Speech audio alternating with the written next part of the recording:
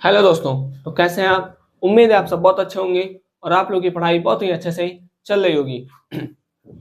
आज हम आए हैं क्लास 10th के मैथ के साथ, जो कि हमारा था वास्तविक संख्या। क्लास 10th मैथ, इसमें हम पढ़ रहे थे वास्तविक संख्या। हम लोगों ने फर्स्ट लेक्चर जो मैथ का एकदम पहला क्लास था उसमें इंट्रोडक्शन देखे कि जो नंबर्स होते हैं जैसे प्राकृतिक संख्या, पूर्ण संख्या, पूर्णांक, ये सब क्या होता है। ठीक। फिर उसके बाद हम लोगों ने ये देखा कि जो वास्तविक संख्या है वो क्या है। वास्तविक संख्याओं को देखने के बाद हम लोगों ने देखा कि मतलब सॉरी वास्तविक संख्याओं को देखने के बाद हम लोग जो क्वेश्चन 1 और क्वेश्चन 2 था उसको सॉल्व भी किए थे। ठीक। देखिए, ये था आपका 1 और 2 हम लोग सॉल्व कर चुके थे। आज हम सॉल्व करेंगे क्वेश्चन नंबर 3, 4, 5, 6। ठीक। और हो सकता है 7 भी। चलिए तो स्टार्ट करते हैं आपके YouTube channel knowledge with Rishabh पर रियल नंबर या वास्तविक संख्याओं को पढ़ना। देखिए क्वेश्चन नंबर 3 क्या है। बोला है find the LCM and HCF. हम हिंदी में ही बोलते जा रहे हैं। एलसीएम और एचसीएफ पता करना है। ठीक है। of the following integers by applying the prime factorization method। देखिए, प्राइम फैक्टराइजेशन मेथड मतलब अभाज्य संख्या। ठीक है, सॉरी अभाज्य गुणनखंड, इसको कहते हैं प्राइम फैक्टराइजेशन।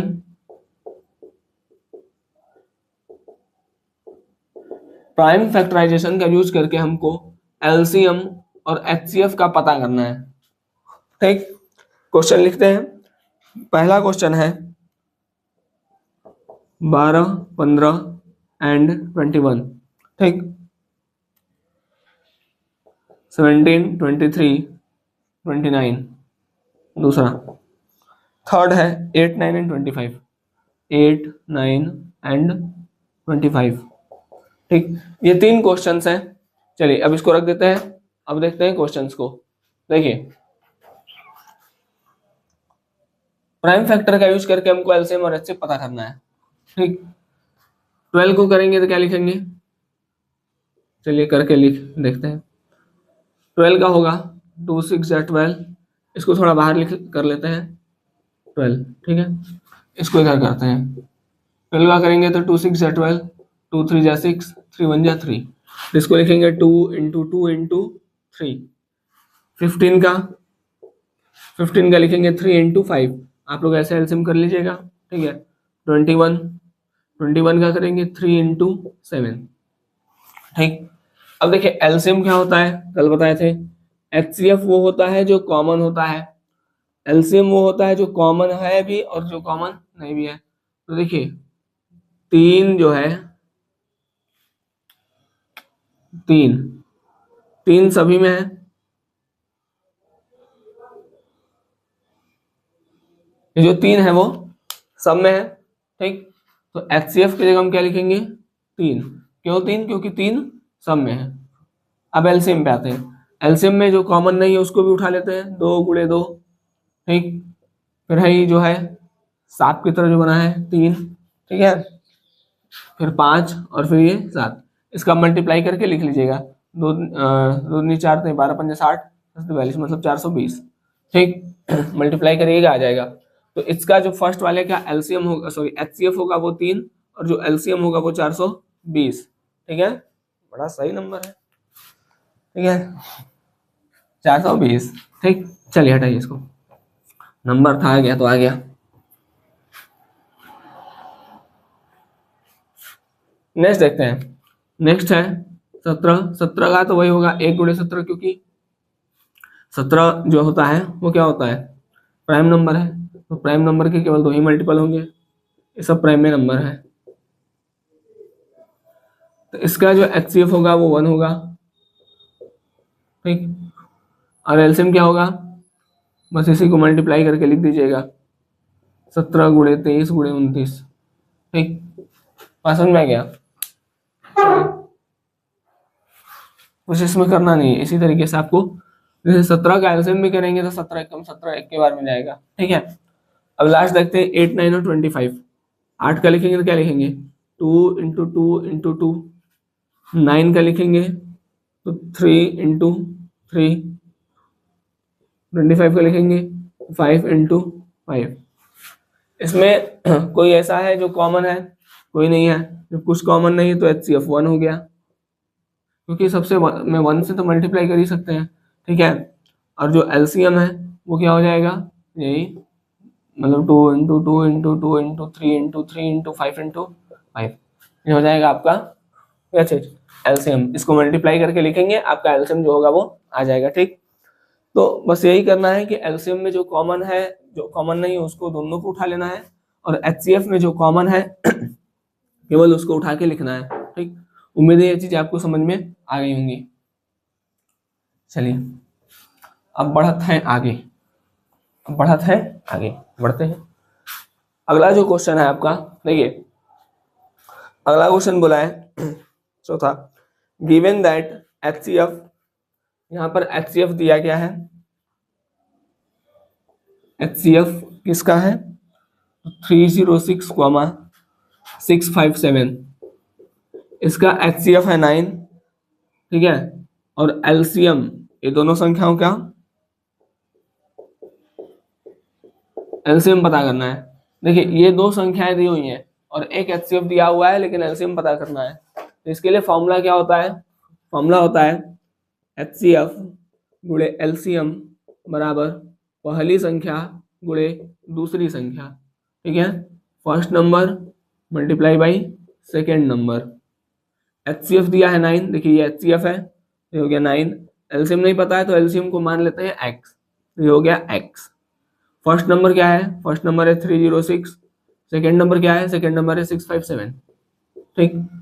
x बराबर, ये मल्टीप्लाई में है, कोई भी मल्टीप्लाई में होता है तो बराबर के इधर उधर जब नाचता है तो वो डिवाइड में चेंज होता है। देखिए गुणा बराबर इधर भाग, तो अगर मल्टीप्लाई उधर जाएगा तो भाग में बदल जाएगा, और भाग इधर आएगा तो मल्टीप्लाई में बदल जाएगा, ठीक है। तो हो गया 306 × 657 अपॉन, डिवाइड में चल जाएगा, मल्टीप्लाई में था डिवाइड में जाएगा 9, ठीक है।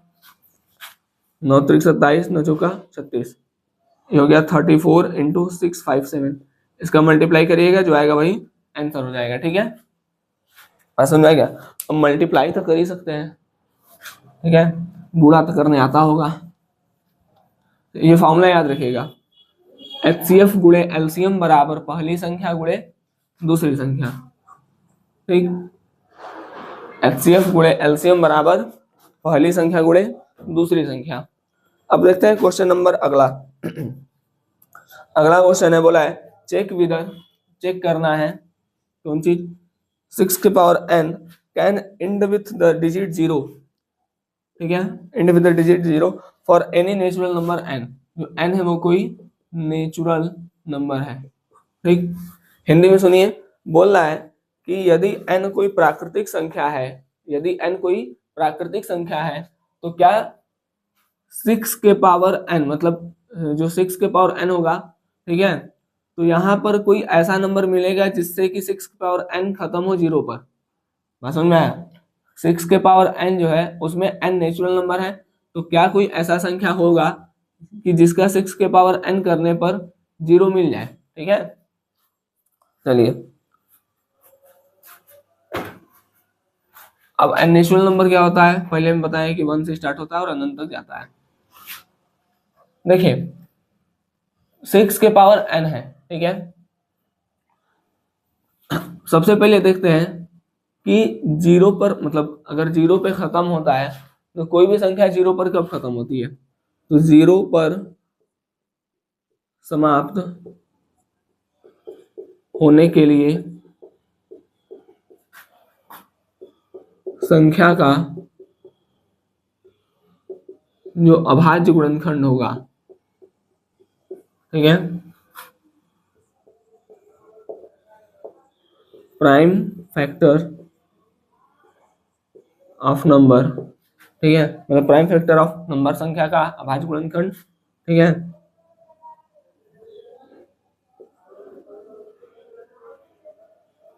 Prime factor of number end at 0, ठीक है। थोड़ा सा अंग्रेजी देख लीजिएगा, मतलब 0 पर समाप्त होने के लिए संख्या का अभाज्य गुणनखंड होना चाहिए prime factor of number that can end at 0। ठीक है, तो इसके लिए होना चाहिए भाई, देखिए दो कैसे हो सकता है, 2 × 5, ठीक है, 2×5 = 10। अब 10 के पावर अगर हम 1 लगाएं, 10 के पावर 2 लगाएं, 10 के पावर 3 लगाएं, तो सब में क्या होगा, ये होगा 1000, ये होगा 100, ये होगा 10, तब 0 पे संख्या समाप्त होगी। अगर अभाज्य गुणनखंड 2 के पावर 5 के रूप में होगा, ठीक है, ठीक है, अभाज्य गुणनखंड, ठीक है, prime factor of number end at 0, तो इसके लिए क्या होना, ठीक है, एंड मतलब 0 पे अगर कोई संख्या समाप्त हो रही है तो इसके लिए इसको क्या होना चाहिए, 2 के पावर मतलब 2 × 5 इस फॉर्म में होना चाहिए। ठीक है, अब 6 को देखते हैं, तो 6 क्या है, 6 का अभाज्य गुणनखंड करेंगे तो ये मिलेगा। ठीक, तो देखिए हम इसके लिए लिख सकते हैं 6 बराबर क्या है, 2 × 3, तो 6 के पावर n, 2 × 3 के पावर n, तो हम लिखेंगे कि अब क्वेश्चन में से उठा के लिख देते हैं। ठीक है, देखिए लिखा है, हम यहाँ लिख देंगे नो 6 के power n can not and with the 0 digit. ठीक है, बिकॉज, क्यों नहीं हो रहा है इसका कारण दे देते हैं, because the prime factor of 6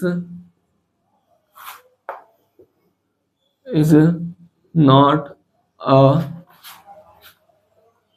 form of 2 × 5, मतलब ये 2 × 5 के रूप का नहीं है। ठीक है, मतलब 2 × 5 के रूप में नहीं है, ये 2 × 3 के रूप में है, इसलिए n मतलब कोई भी नेचुरल नंबर ऐसा नहीं होगा, मतलब 6 के power n can not and with 0, ठीक है, डिजिट फॉर एनी नंबर। ठीक है, ये किसके लिए बताया जा रहा है, n के लिए, for in any number n। ठीक है, मतलब 6 के power n can not and with 0 digit because digit for any number n because the prime factor of 6 is not a form of 2 × 5। अगर ये 2 × 5 के रूप का होता तब ये 0 पे समाप्त होता, ये 2 × 5 के रूप में नहीं है, इसलिए 0 पे समाप्त नहीं हो रहा है। ठीक है, ये बात समझ में आ गया। देखिए 2 × 5 के फॉर्म का होता तो कोई भी अगर 1 लेते तब भी 0, 2 लेते तब भी 0, 3 लेते तो 1000 आता लास्ट में 0। ठीक है, लेकिन ये उस रूप में है ही नहीं, 2 × 3 के फॉर्म में है, तो 2 × 3 के फॉर्म में है और ऊपर n है, तो यहाँ पर n का कोई भी ऐसा वैल्यू नहीं होगा जो कि क्या करेगा, इस मतलब जो कि लास्ट में 0 ला देगा। ठीक है, उम्मीद है ये चीज आपको समझ में आ गई होंगी। अब हम बढ़ते हैं अगले पार्ट की ओर।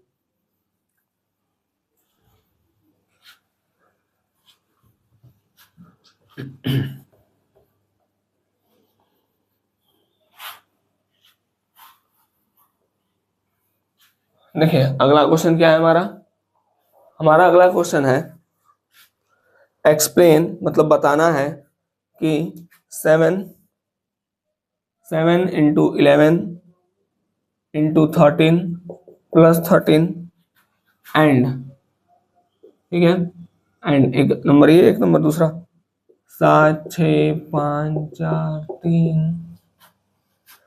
2 1 + 5। ठीक है, आर कंपोजिट नंबर, बताना है कि क्या ये कंपोजिट नंबर है। अब सबसे पहले आप बताइए कंपोजिट नंबर क्या होता है। देखिए कंपोजिट नंबर को कहते हैं भाज्य संख्या। देखिए अभाज्य, अभाज्य मतलब जो न कटे, भाज्य मतलब जो कट जाए। ठीक है, तो जिसके 2 से ज्यादा फैक्टर हो, 2 से ज्यादा फैक्टर है, उसको हम कहेंगे अभाज्य।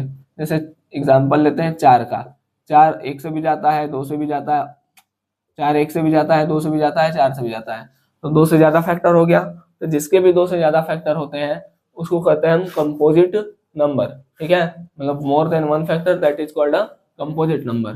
ठीक, चलिए देखते हैं। पहला है 7 × 11 × 13 + 13। इसमें से अगर हमको कॉमन, थोड़ा ऊपर लिखते हैं, 7 × 11 × 13 + 13, इसमें से कॉमन निकालना होगा तो हम 13 निकाल सकते हैं, अंदर बचेगा 7 × 11, 13 तो कॉमन आ गया। देखिए 13 ये दो मतलब दो पार्ट है, ठीक है। कोई भी चीज अलग कब होता है, प्लस या माइनस लगाने पर दो चीजें अलग अलग हो जाती हैं। तो ये अलग हो गया, ये अलग। अब इसमें देखो 13 है, इसमें भी 13 है, तो दोनों में जब 13 13 है तो कॉमन 13 हो गया। कॉमन उसको लेते हैं जो दोनों में दिखे, तो इसमें भी 13 दिख रहा है, इसमें भी 13 दिख रहा है, तो आ गया। अब 13 यहाँ पे नहीं है, जब कुछ पूरा का पूरा कॉमन आ जाता है तो उसकी जगह एक लिख देते हैं, ठीक है। प्लस अब यहाँ भी पूरा का पूरा कॉमन बाहर निकल गया है, इसकी जगह भी एक लिख देंगे, इसको मान लेते हैं एक्स है, ठीक है। ये हो गया 13, 11 7 77 एकम 77, और 77 प्लस 1, 77 और 1 कितना हो जाएगा 13, और ये हो गया 78, ठीक। इसको भी देख लेते हैं, इसको लिखेंगे 7 गुणे 6 गुणे 5 गुणे 4 गुणे 3 गुणे 2 गुणे 1 प्लस 5। इसमें कॉमन है 5, ठीक है, तो लिखेंगे 7 6, 5 तो कॉमन आ गया, तो 1 4 3 2 1, 1 लिखे चाहे मत लिखे कोई दिक्कत नहीं है। अच्छा 5 यहाँ भी है, 5 कॉमन आ गया तो यहाँ भी 1, ठीक है। 5, ठीक है, तो एकम 2 3 6 चुका 24 एकम 24, 24 इंटू 6,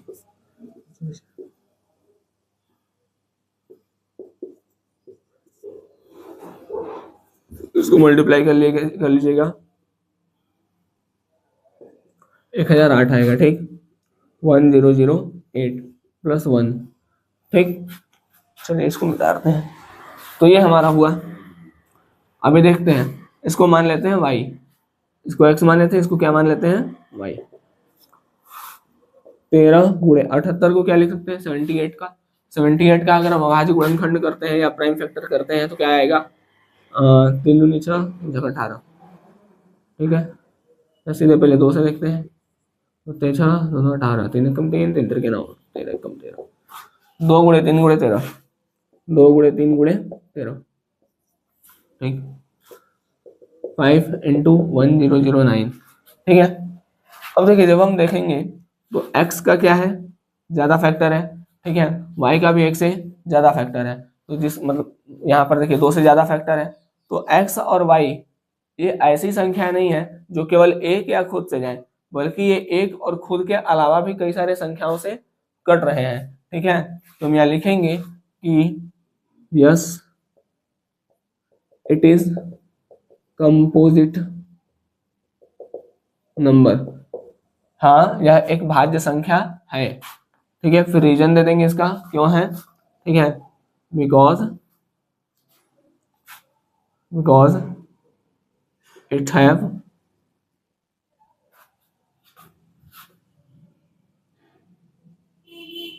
मोर देन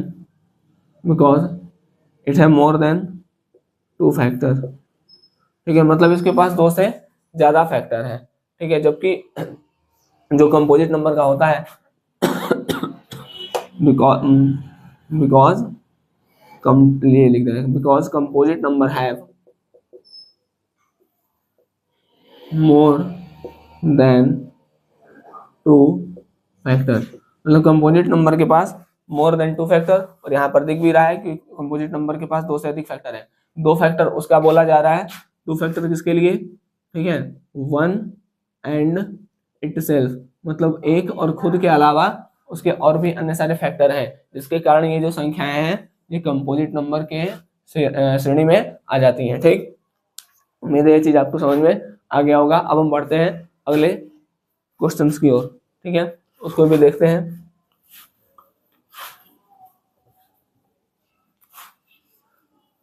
देखिए प्राइम नंबर वो होता है जो केवल एक या खुद से जाता है, ठीक। कंपोजिट नंबर वो होता है जो एक और खुद के अलावा भी कुछ संख्याओं से मतलब किसी और संख्याओं से जाता है, ठीक है, मतलब कट जाता है। यहाँ पर दिख रहा था वही चीज, इसलिए ये कंपोजिट नंबर हो गया। चलिए देखते हैं अपना लास्ट क्वेश्चन 1.1 का, ठीक है। क्या है, बोला है there is a circular path around a sports field, ठीक है। एक स्पोर्ट्स फील्ड है जहां का रास्ता जो है सर्कुलर है, सर्कुलर मतलब इसे गोलाकार है, ठीक है। Sonia take 18 metre to drive 1 round, अब एक सोनिया है, सोनिया एक राउंड लगाने में 18 मीटर 18 मिनट ले रही है, 18 मिनट 18 मिनट, ठीक। एंड रवि टेक 12 मिनट, ठीक है। और रवि कितना ले रहा है एक राउंड लगाने में? रवि ले रहा है 12 मिनट, ठीक है। अब बोल रहा है, देखिए एक सर्कुलर पाथ था जहां पर सोनिया एक राउंड लगाने का 18 मिनट ले रही है, रवि एक राउंड लगाने का 12 मिनट ले रहा है, ठीक। बोला suppose they both start at the same point, suppose करिए ये दोनों सेम पॉइंट से ही स्टार्ट किए, ठीक है। इस पॉइंट से दोनों चलना स्टार्ट किए, ठीक। And go in the same direction, और सेम ही डायरेक्शन में जा भी रहे हैं। तो बोला आफ्टर हाउ मेनी मिनट, तो कितने समय बाद will they meet again at the starting point, तो कितने समय बाद ये दोनों स्टार्टिंग पॉइंट पर ही आकर के मिलेंगे, ठीक है। इसको करने के लिए हम क्या करते हैं, हम निकालेंगे एलसीएम, ठीक है। देखिए 12 और 18, इसका एलसीएम कैसे निकलेगा?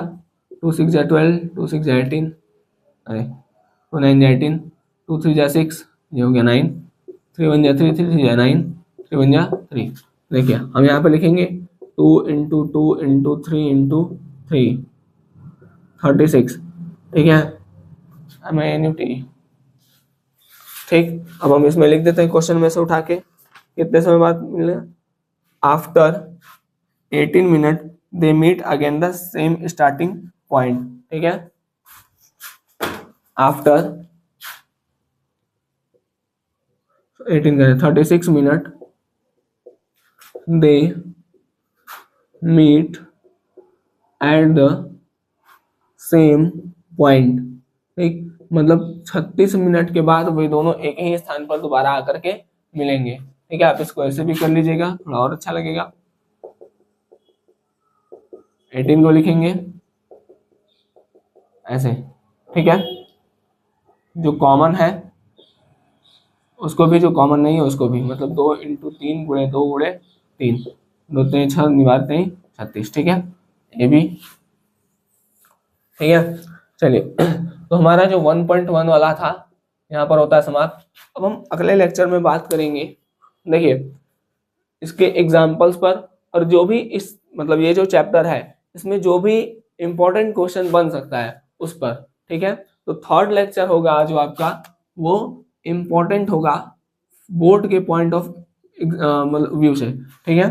बोर्ड के एग्जाम पॉइंट ऑफ व्यू से आपका जो थर्ड लेक्चर होगा वो इम्पोर्टेंट होगा, ठीक। ये आपका सेकेंड लेक्चर था जिसमें हम लोगों ने 1.1 को समाप्त कर लिया, ठीक।